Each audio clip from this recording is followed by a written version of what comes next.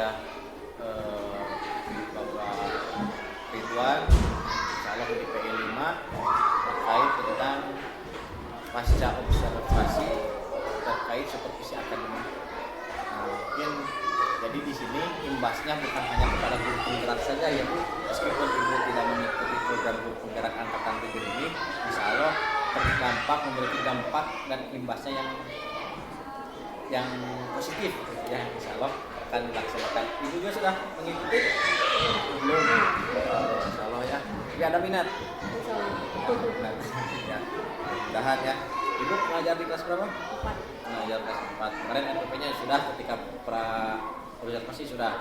Kelas 4. Ya, mungkin insya Allah publik penilaiannya sudah siap Pak Ridwan? Kemarin pra observasinya sudah, observasi sudah, sekarang insya Allah tahap akhir terkait pasca observasi. Silakan bisa langsung dimulai saja oleh Pak Ridwan. Siap. Terima kasih Pak Kok. Selamat siang Bu Sulis. Alhamdulillah sehat ya.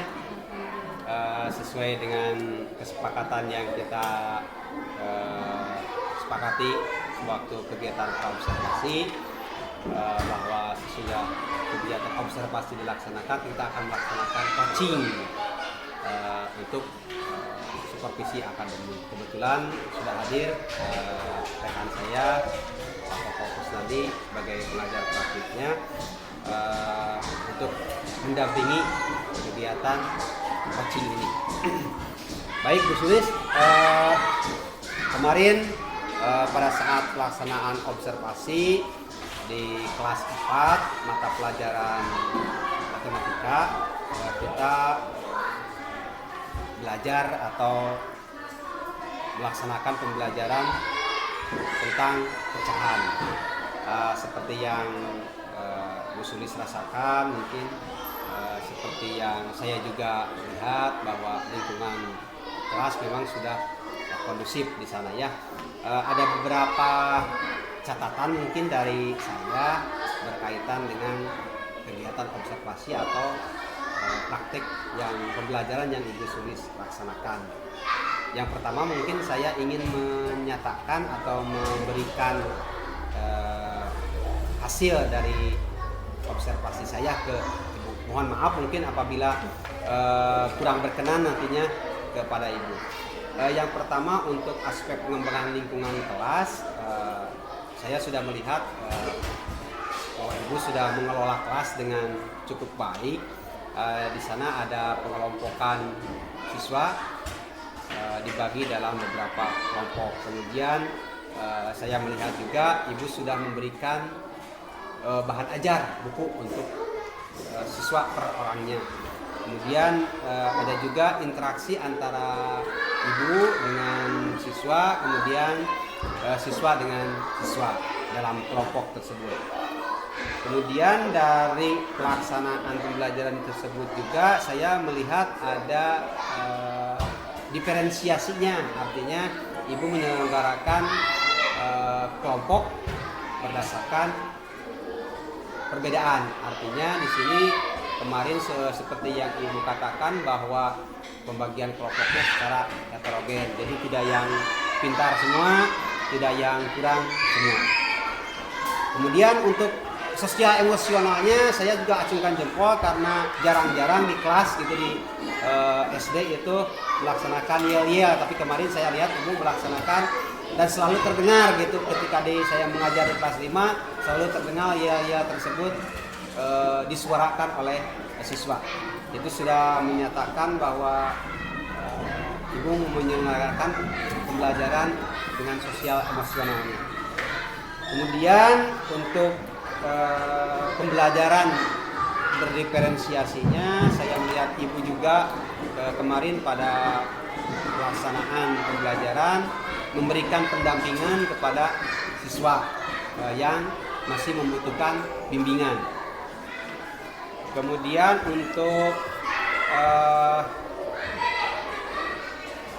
diferensiasi yang lainnya juga Ibu memberikan kesempatan kepada beberapa siswa untuk mencoba mengerjakan soal di depan.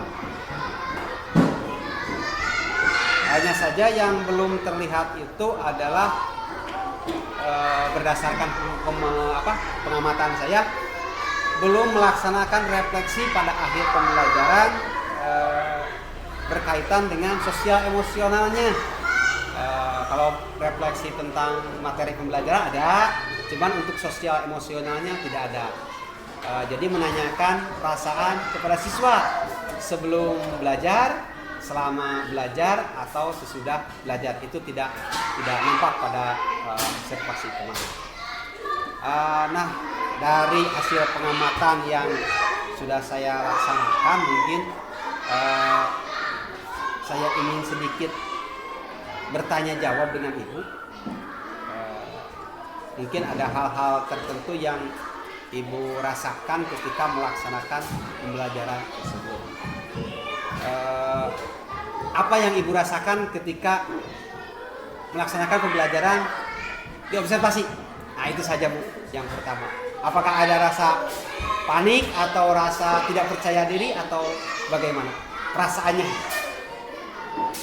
Memang deg-degan kalau misalnya ada yang lihat di video juga deg-degan. Biasanya kan hanya anak saja, komunikasi hanya dengan anak saja. Ini ada yang menilai atau ada yang menonton. Jadi sedikit tegang. Termasuk pada anak juga? Ya, sama anak juga. Anak juga, jadi terkesannya kaku siswanya.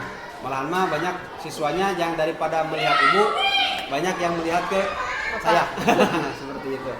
Baik, tapi untuk tujuan pembelajaran kita sudah melihat bahwa tujuan pembelajarannya tercapai gitu ya. Nah, namun kalau misalkan saya kasih skala untuk tujuan pembelajaran, skala 1 sampai 7, kira-kira menurut Ibu skalanya di angka berapa untuk tujuan pembelajaran tersebut? Karena materi pembelajaran pada saat observasi ini adalah materi dasar, jadi tidak begitu sulit. Menurut saya skalanya kalau 1 sampai 7 itu ada di 6 untuk keberhasilan tujuan pembelajaran.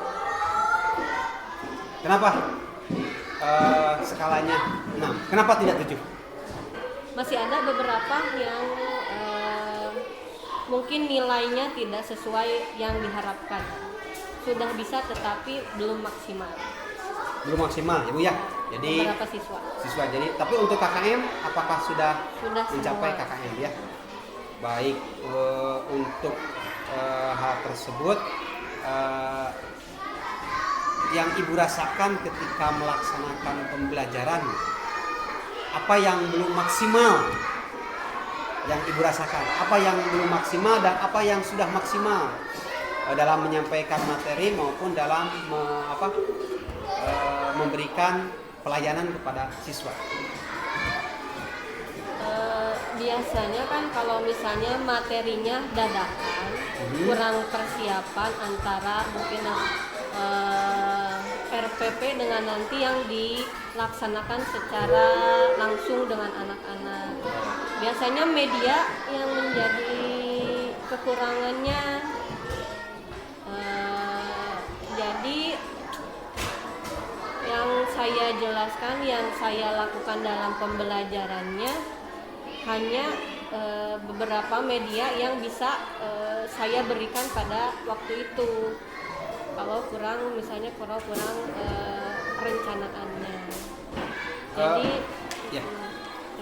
di media ya, di media. Kalau di sekolah sendiri, apakah untuk pelajaran tersebut medianya ada atau harus mengambil dari luar untuk medianya? Kalau konkret seharusnya kita yang menyediakan media konkretnya. Tapi untuk sekarang pada kurikulum Merdeka biasanya medianya sudah ada dalam video.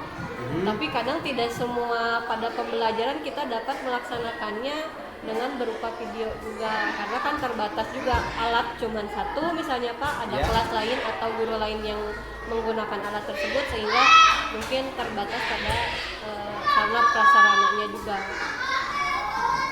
Kalau biasanya untuk sarana prasarana yang Ibu sampaikan tadi, apakah mungkin bisa dimodifikasi untuk pembelajaran pecahan ini dimodifikasi dari barang-barang bekas untuk sebagai media konkret? Bisa. Nah, Tapi butuh perencanaan yang waktunya mungkin tidak singkat. betul, Kalau media. betul. Harus ada perencanaan Dari beberapa. minggu mungkin. Baik, berarti ibu sudah idenya ada ya sebetulnya untuk membuat media pada pembelajaran pecahan tersebut. Kemudian untuk secara real ada tidak teknik atau strategi yang akan ibu terapkan secara real kepada siswa mengenai materi pecahan ini agar siswa merasakan secara realnya gitu. Ada tidak, Bu? Sebelum observasi kan materi ini mungkin pernah ada juga pada mungkin bab sebelumnya. Saya menggunakan metode media konkretnya berupa buah-buahan yang dipecah menjadi beberapa bagian. Buah apa, Bu? Apel. Sebelumnya. Tapi kan ini untuk observasi ini jadi saya tidak menyediakan medianya waktu itu, Pak. Terbatas dengan waktu juga. Baik, karena waktunya yang terbatas, kemudian prosesnya juga membutuhkan waktu yang cukup, sehingga pada kegiatan observasi kemarin medianya kita tidak nampak ya untuk media konkretnya. Tapi dari penjabaran ibu barusan, penjelasan ibu barusan, saya menangkap bahwa ibu sudah memiliki rencana atau bahkan sudah melaksanakan praktek konkret pada pembelajaran pecahan tersebut. Baik, terima kasih Bu. Tapi untuk bukannya saya mengajari ataupun memberikan seperti yang saya lebih bisa gitu.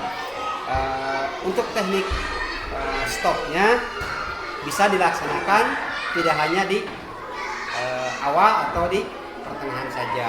Jadi ketika terlihat siswa sudah mulai membosan dengan pelajaran, kita bisa mereduksi dengan ice breaking, dengan yel-yel atau dengan kegiatan lain yang bisa mengendurkan urat-urat pada siswa yang takut ya Bu ya. Baik, untuk kedepannya mungkin sebagai perbaikan apa yang akan Ibu lakukan untuk pembelajaran yang akan datang, perbaikannya Untuk matematika ini? ya, untuk matematika pecahan ini. Ya, untuk pelajaran matematika kan biasanya anak-anak mindsetnya susah gitu Pak. Jadi saya kalau pelajaran matematika saya itu berusaha mengganti mindset anak-anak bahwa matematika itu susah. Jadi dicara-carakan dengan bermain atau seperti tadi dengan benda-benda konkret, dengan tanya jawab yang mungkin bisa dijawab dengan teman-teman yang bisa dijelaskan dengan teman-teman yang bisa kepada anak-anak yang belum. Nah, untuk perbaikannya mungkin yang akan saya lakukan yaitu tentang medianya. Tentang medianya mungkin ke depan saya harus mempersiapkan medianya semaksimal mungkin, apa yang bisa membantu dalam pembelajaran, mempermudah anak dalam proses pembelajaran akan saya siapkan. Tidak hanya di materi pecahan saja ya Bu ya, di materi-materi yang lain juga. Baik, terima kasih Ibu. Demikian mungkin untuk catatan seputar observasi yang kemarin kita sudah laksanakan. Untuk kedepannya mungkin kita akan membuat atau melaksanakan supervisi akademik lainnya. Nah, kira-kira untuk nanti supervisi akademik yang kedua yang akan kita laksanakan, Ibu akan mengambil pelajaran apa? Karena mungkin sekarang sudah di akhir semester, kegiatan yang belum dilakukan itu proyek, Pak.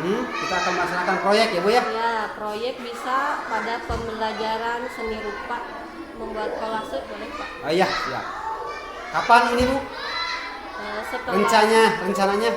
setelah beres ulangan akhir semester berarti minggu kedua bulan Juni. Juni. Oh, berarti di perkiraan di tanggal 5 ya Bu ya. 5 sampai 11 ya.